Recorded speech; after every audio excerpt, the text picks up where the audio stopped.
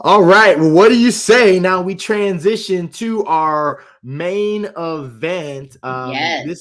This is an exciting one. So here's our next segment. We'll get to it right now. Oh.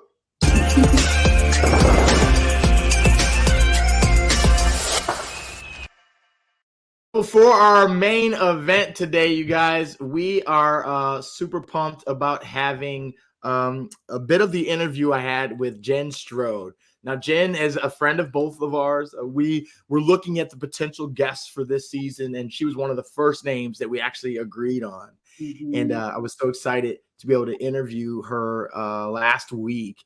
And we hadn't really chatted in a while, so it was good kind of catching up. And it got deep. We got into some real stuff. Now, we can't show you everything for the sake of time, and we're, like I said earlier, we're running like 10 minutes behind the original plan. But we're going to show you two good portions of that interview, and the entirety of the interview is going to be on the Pastor Fury YouTube later this week, as well as on the Freedom Story Media YouTube. So make sure you go ahead and subscribe here below so you don't miss that. But to begin with, one of the questions that I asked her, we were talking about it. Jaria, what were you comparing when we were talking about authenticity? You were comparing. Yeah, I said I love the way that Jen lives her life. She lives her life like the Twitter version and not the Instagram version, because Instagram is super curated. And so when she's experiencing something, she's going to give it to you straight up like they do on Twitter. Not right. Giving you the real and like not the fake version that's all done up and filtered. Yep. So I with that thought in mind, I asked her about authenticity and why that's an important thing for her. We talk about hopelessness and we talk about judging folks in this next segment, this first segment here. So let's go ahead and take a look at that now. So I would always be super annoyed that people were like, don't overshare on Facebook, or they're, the introverts were like, we don't need to know all the things. And I'm like, but it's my platform. Right. If I want you to know all the things, then I'll tell you all the things. Right. And so I was like, that's just a part of my personality. And I'm okay with that. I think what happened was, I would say probably over the last 5 years, there's been a lot of maturing that's happened. And there's been a lot of emotional healing. And so I think that's been really huge, is that it's not that I need to keep things like necessarily to myself. It's just more of a, I'm not going to necessarily feel this way in 2 hours. Right? Yeah. That's so powerful just because I know you. So to hear you say that, because I know, and we would have our conversation. I'm trying not to like make this like two homies like catching up. No, but like we would have our conversations, and I would get a sense from you, just from a lot of the challenges that I know you've experienced, and repeatedly it seemed like that there was this sense of hopelessness that was growing, and not a hopelessness in like, is Jesus going to save me? There's no hope, but like, does Jesus have something better? Right. Yeah. Does he have something good for me on this side of eternity? Right. And like I was starting to see that like that didn't seem like a hope that you were having anymore, and it was like a painful thing for you to even hold on to that. So to hear you even say, like, in the midst of a painful experience, like, but I'm not gonna feel like this in a couple of hours, like, that's huge. Yeah, because that right there just says, I know that this right now isn't gonna be forever. And I know that wasn't always how you felt about some of the situations you were in. Yeah. Sorry, I'm like tearing up. No, it's okay. Very much like there was lots of hard stuff that kept coming. And it was like, some of it was my own like stupidity. And some of it was just like, are you kidding me right now? Like, it was, what did I do to piss God off? Sorry. No, you good. You good. We're a real podcast. All right. I'm like, why is God so angry with me? And there was this like, I wasn't good enough for the white evangelical church. I never, like, I grew up in this church, this denomination, and I don't want to, it's not about throwing shade, right? It's about my experience where I wasn't enough and I had let them down, and I I disappointed them. And in turn, I thought that was me disappointing God. Wow. You had like equated the responses of the church to God. Yeah. Totally. And here we are, you know, a whole lifetime later, and I realized that God is not disappointed with me. Not only is he not disappointed with me, he is a sovereign God. He knew all of the things.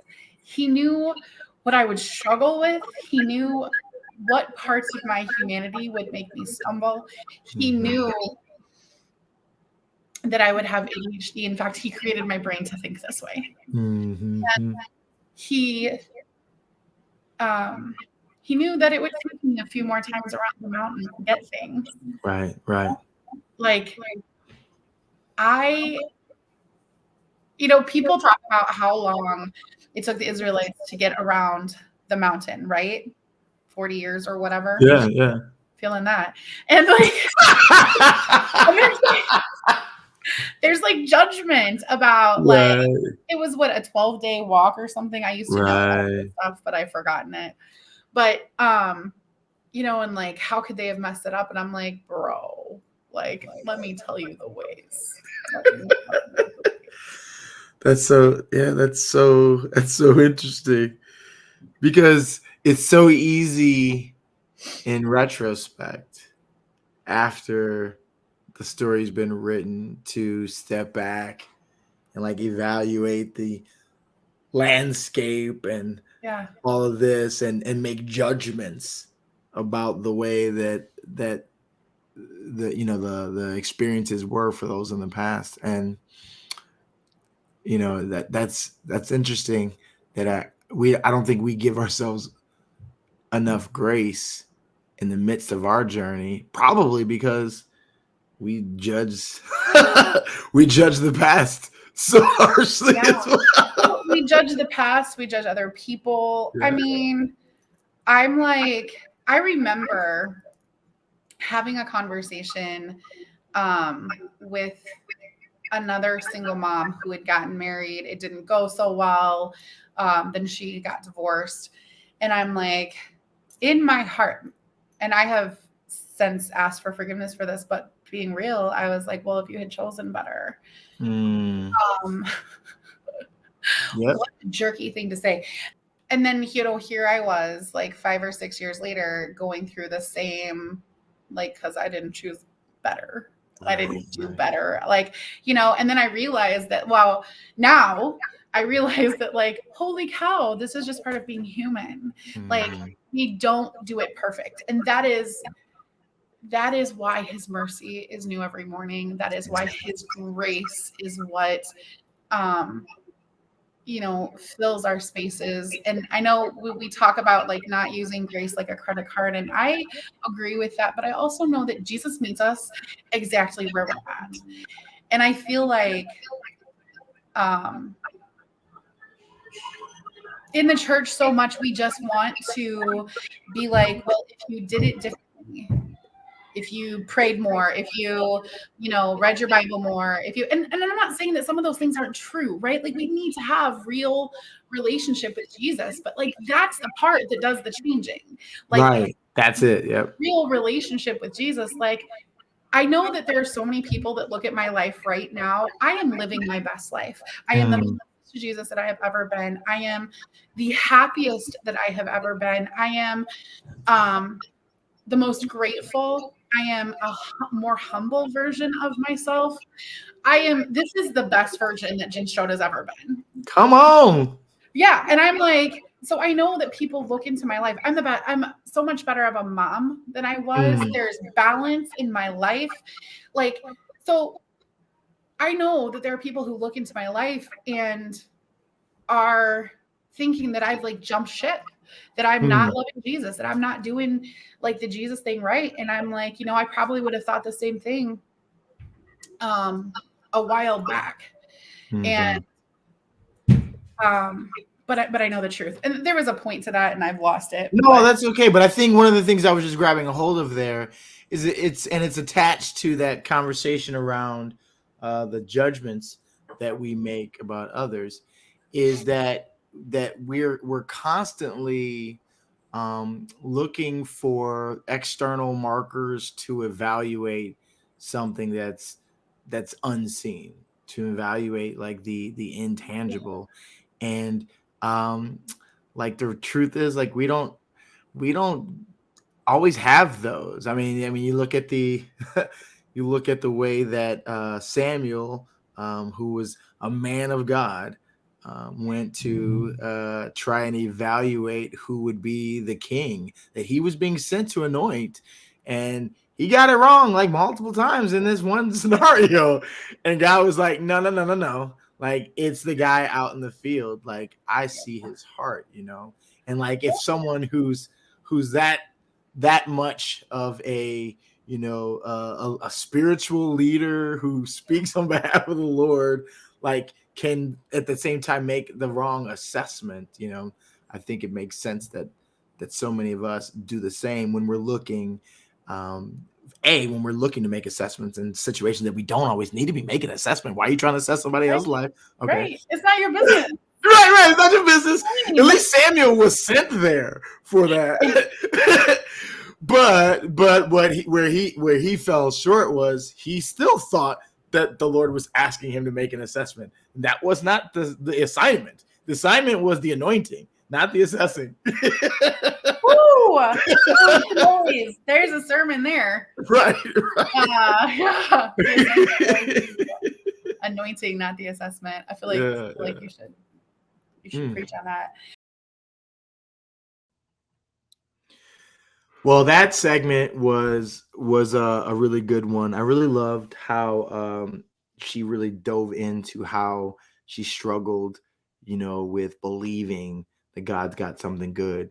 And I think we can often look at our mistakes, right, in this conversation about things that we've done wrong, and think that because of those, now God doesn't have anything good for us and we've blown it. Was there anything powerful that you wanted to pull out of that segment? Yeah, I just think like how she was just explaining how,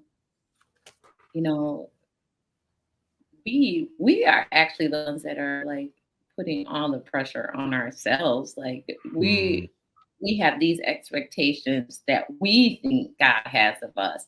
And yeah, there are some, obviously there's 10 commandments, that sort of thing. But we then like add these extra layers of, oh, I'm not doing this right. Oh, I'm not doing this right. So then you're just walking around feeling like the worst Christian in the world. And he's like, he's walking around holding out the grace, but we're like, I don't deserve that. Like, it's like the way that he was trying to wash Peter, and Peter's like, no. It's the same way. Like he's like, but you don't understand. This is the shape and form that my grace is coming in, and if you reject it, you're missing everything.